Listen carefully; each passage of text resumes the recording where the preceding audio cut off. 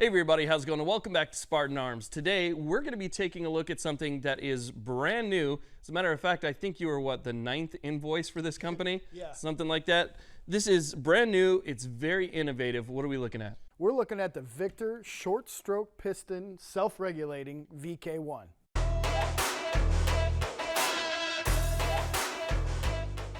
Okay, so this is, again, the Victor VK1. The way that they spell it is VKTR, so the Victor VK1.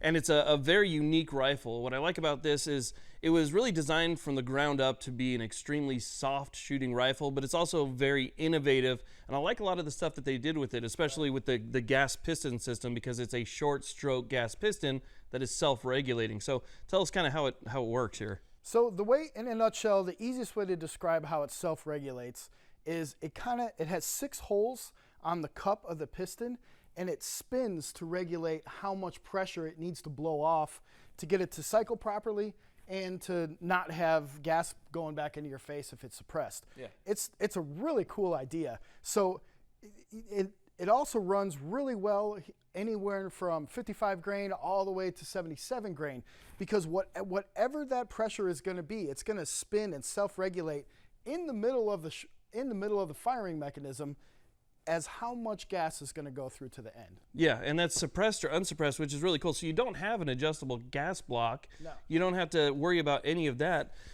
If I put a suppressor on here and there's going to be more gases coming back, it's going to vent those gases automatically. Yes. And I take my suppressor off, it's going to vent the necessary gas that way.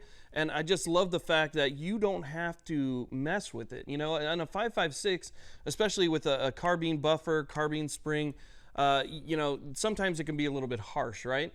But this one right here, from what I saw at least, I did some research and saw what the owner had to say about it. He was saying that it can vent up to 20,000 PSI before the action even opens. So that's also going to cause a lot less wear on the bolt, you know, on the lugs as the lugs disengage. Yeah, so there's a special angle that they've used for the cam pin on the bolt carrier group. And it's actually at 22 degrees, which is a little bit more than the 20.5 that most bolt carrier groups run at. And what that does is it fully allows the teeth on the bolt to fully disengage, so there's no rubbing or touching on there, which is a really cool, ingenious idea. Yeah. These guys have really done a lot of research into this. There is so many features on these firearms, just looking through it and looking at what they have on here. I mean, I almost don't even know where to start. So I guess while we're talking about the piston, we can talk about the barrel. Yes. On the barrel, we have fluted joints on here all around the thickest part of the barrel.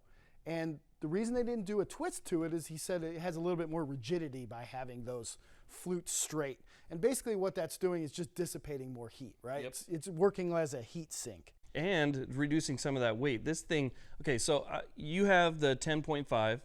I'm holding the 13.7. This is pinned and welded, so it's not going to be an SBR.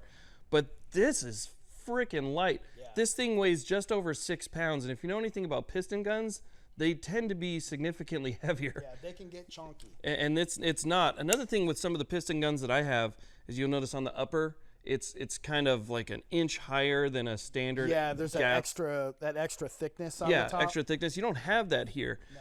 There's weight relieving cuts absolutely everywhere, so having that fluted barrel is going to help with that weight too. Even in the top of the rail. The rail is proprietary, by the way, because it does use a special cup. It has a spring cup, is going to be right on the barrel nut right there. That holds that extra bit of piston in on that side, which is you know, pretty innovative. Yeah. Some of the other things that they've done really well is just the ambidextrous features of these rifles. Yeah, which I love. Yeah, they used Raiden parts as far as the safety and the charging handle on here. And then why don't you talk a little bit about the bolt catch bolt release? Oh yeah, so this is really nice.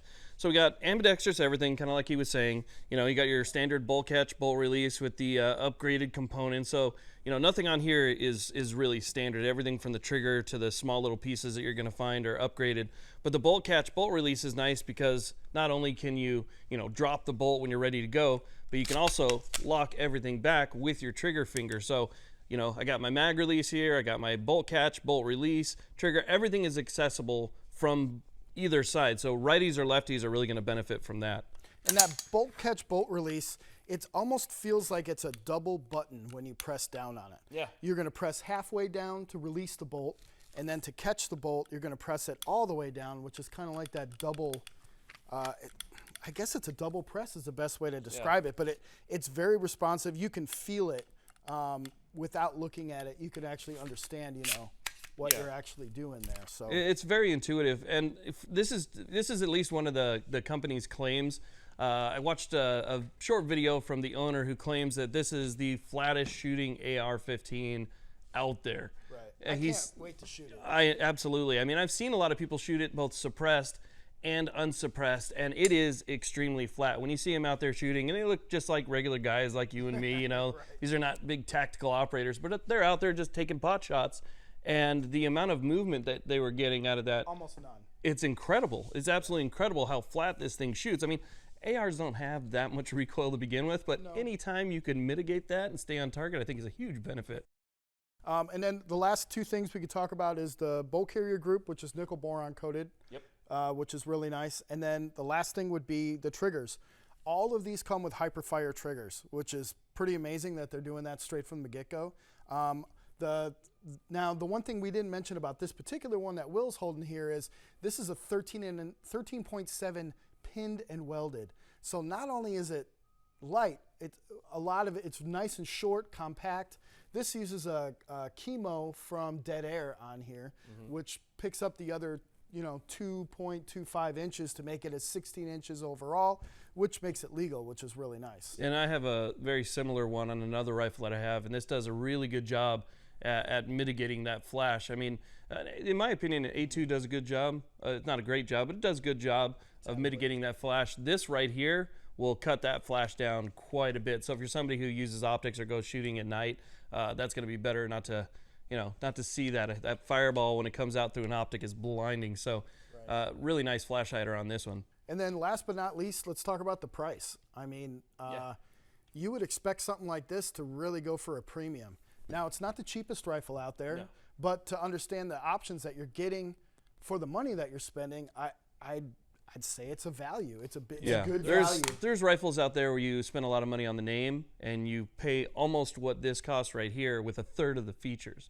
With this, there's nothing that you have to do. That's one of my favorite things about buying a rifle is when you get this right out of the box, it's done. You add an optic, you're good to go. There's no upgrades that I feel like I would want to do to this. It's got everything I would already want. Everything you'd already want, other than, you know, throwing whatever optic that you feel comfortable on it. And also, I can really see this being used as a duty weapon. I'm sure that, you know, they mentioned that quite a few times in some of the other press information that we've looked up on these rifles. So I'd really look to see this being on the Metro list and being tested for one of the duty rifles that are going to be available options for law enforcement. I'm sure it would be, and this would be a great duty rifle as well. It's just very lightweight. It's very easy to use, and because it's so ambidextrous, anybody can and the pick it up and just reliability go. of the gas piston. Not worrying about anything getting gummed up or, you know, any other issues that you might have with direct impingement. Yeah, you guys definitely need to check this one out. I mean, you know, it's sometimes you look at these videos and you're like, oh, it's just another AR-15. This is one of the few times where I would say this is not just another AR-15. It's pretty innovative. They're built out of Lake Zurich, Illinois, which is close to where I grew up, actually. You know, being in the U.S. and having some. One other thing I just want to say about the company themselves is they actually started off with manufacturing. They actually manufacture and had been manufacturing over 200 different OEM parts for a lot of rifles that you probably already own. Probably own stuff that has parts from them already on it. So they're not new to the industry. Yes, this VK1 is new to the industry, but as far as their expertise, their build quality, their research is nothing new. So I just wanted to say that right off the bat. And if you were wondering, you know, about quality and stuff, this was actually something that was done, I'm not going to say in collaboration, but they actually had some advisors, including the owner of LWRC on this as well. So, I mean, we're talking about some really good brains in the industry were on top of this one. It's got some street cred. It's got some street cred. Definitely worth checking out. I mean, this thing is pretty freaking awesome. It's on my my wish list for sure. So it just to sum up, it does come in 16-inch. We've got the 13.7-inch pinned, 10.5-inch pistol and or SBR. With the brace. We can order the SBR if that's what you're into.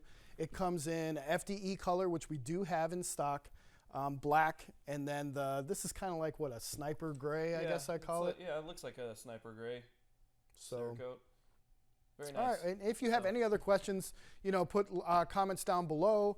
Give us a call. Come on in. At all. Yeah, come on in, check them out, put them in your hands, and tell us what you think.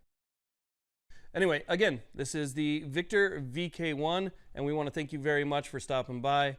I'm Will. And I'm Nathan, and we'll see you at the shop.